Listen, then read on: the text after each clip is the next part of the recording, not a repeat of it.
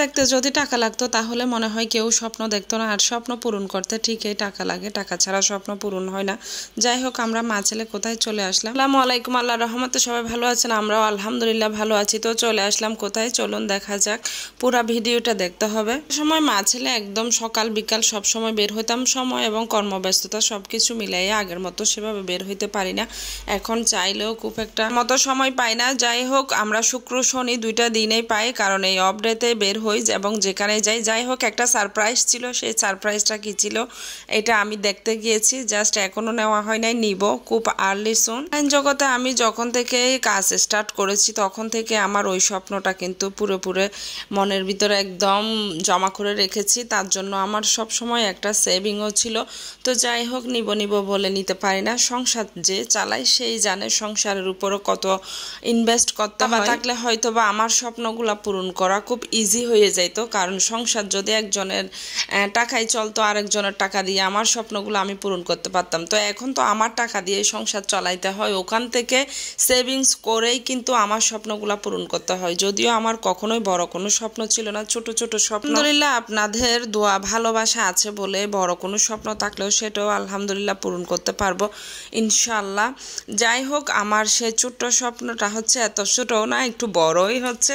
তো আমি খুব আর্নিচুন এটা নিয়ে আসবো এবং শেয়ার করবো আপনাদের সাথে। এখন হচ্ছে মা ছেলে খাবার অর্ডার দিয়ে অনেকক্ষণ বসে থাকছি, আর রেস্টুরেন্ট মানি তো খাবার অর্ডার দিয়ে বসে থাকতেই হবে। রায়হানের খাবারটা চলে আসছে, ও একটা বার্গার অর্ডার করছিল, আর রায়হান সবসময় কিন্তু খাবার অর্ডার করার পরে বিরক্ত ফিল করে, সে একদম বলে যে চলে যাবো, এতক্ষণ কেন লাগতেছে, কেন দিচ্ছে না, আমার বার্গারটা বানাইতো কতক্ষণ সময় বা লাগে তাদের, একদম মানে আমাকে বিরক্ত করে ফেলে। একটা মোমোস আর ওর জন্য একটা বার্গার অর্ডার করছিলাম, তো ওর বার্গারটা চলে আসছে, স্টার্ট করে দিছে, আমিও একটু তার থেকে ট্রাই করলাম, অনেক মজাই ছিল। আর এই রেস্টুরেন্টের খাবারগুলো অলওয়েজ টাইম মজায়, আমি অনেকবার আসি, অনেকবার না, আমি যখনই যাই তখনই এই রেস্টুরেন্টে বসি। তো যাই হোক, আমার মোমোস তো চলে আসছে, এদিকে আমার সসগুলা যে এত পরিমাণ ঝাল, তো ঝালে পুরাই নাকে মুখে পানি চলে আসছিল। আমি অনেক ঝাল খেতে পারি, আমার জন্য খুব একটা প্রবলেম হয় না, কিন্তু এগুলা তার চাইতেও কিন্তু বেশি ঝাল ছিল। সুন্দর খাবার বলে কথা, ঝাল হয়েছে তাই বলে কি খাবো না, ঝাল না, যাই হোক খেয়ে ফেলবো, একদম ঝালে টকটকে হয়ে গেছে, লাল একদম নাকে মুখে পানি।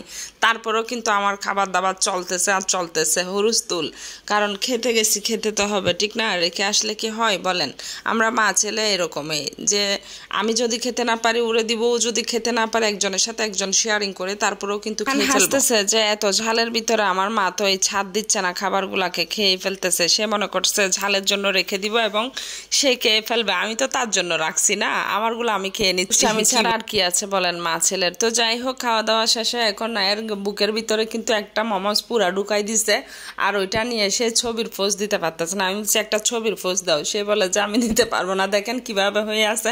আমি ভয়েস ওভার করার সময় হাসতেছি। আমরা চলে আসতেছি এবং আস্তে আস্তে কোথায় আসতেছি সেটাই দেখা যাক, এবং রায়হান আমাকে ছোটখাটো কিছু একটা গিফট করবে, সেটা কি সবাই ভিডিওতে কম বেশি দেখেছেন। সেটা কি, ছেলে যখনই শপিং এ বের হই তখন আমার ছেলে একটা জিনিস খেয়াল করে, যে কোনো জিনিস যদি আমার পছন্দ হয় সেটার প্রাইসটা একটু বাড়তি হয় আমি নিই না, আর রায়হানের জিনিস যদি হয় সেটা প্রাইস যতই হোক সেটা আমি নিয়ে নিই। যখন দেখি আমি একটা ওয়াচের শপ, তখন আমি ঢুকে যাই এবং আমি বলি যে হ্যাঁ একটা ওয়াচ দেখতে হবে। যখন দেখি প্রাইসটা আমার বেশি লাগছে বা বেশি মনে হচ্ছে, তখন আমি বলি যে নিব না। এখন তো আমাকে বের হতেই দিবে না, তোমাকে নিতেই হবে, তোমার যদি টাকা না থাকে তোমাকে আমি নিয়ে দিব, তারপরেও তোমাকে নিতে হবে। আর সব সময় আমি বলি তোমার কাছে টাকা করতে, কে বলে যে আমাকে আমার আন্টি দিছে, আমার মানে তার আন্টিরা সবসময় তাকে যদি কোনো টাকা পয়সা দেয় সে আলাদা একটা বক্স করে রেখে দিবে, যারা যেমন নানি আছে, নানা আছে, আন্টি আছে, মামা মামিরা আছে, তো আমাকে বলে যে ওখান থেকে তোমাকে দিয়ে দিব। আমি বলছি না, আমার লাগবে না, আমি নিব না। এখন সে আমাকে ট্রায়াল করতেছে যে দেখো তোমার যেটাই ভালো লাগে, দাম যতই হোক নাও। এত বেশি দাম ছিল না, মোটামুটি ছিল। তারপরে আমার তো অনেকগুলো ওয়াচ আছে, আমি বলছি এমনি দেখছি, আমি নিব না। তারপরেও আমার ছেলে কিন্তু নিয়ে দিতেই হবে, তো অবশেষে আমাকে একটা ওয়াচ সে নিয়েই দিয়েছে, কারণ আমি কোন ওয়াচটা নিয়েছি। তো যাই হোক, এইখানে অনেক ধরনের কালেকশন ছিল, হাতের ব্রেসলেট সুন্দর সুন্দর, তারপরে হচ্ছে ব্যাগ, যারা হচ্ছে ভ্যানিটি ব্যাগ নিতে চান, অনেক কিছু, কানের দুলগুলা তো ওয়াও। তো আমরা বের হয়ে গেছি, এখন হচ্ছে মা ছেলে একদম কি বাসার উদ্দেশ্যে চলে আসছি, এখন ঢুকে যাব বাসায়। তো কে কেমন আছেন, কেমন লাগলো আমাদের ভিডিওটা অবশ্যই একটা কমেন্ট এবং শেয়ার লাইক দিয়ে যাবেন আর আমাকে অবশ্যই সাপোর্ট করবেন। ছোট ছোট স্বপ্ন ছেলের এবং আমার পূরণ করতে পারি মতো, আপনারা থাকলে অবশ্যই পারবো। তো আল্লাহ হাফেজ।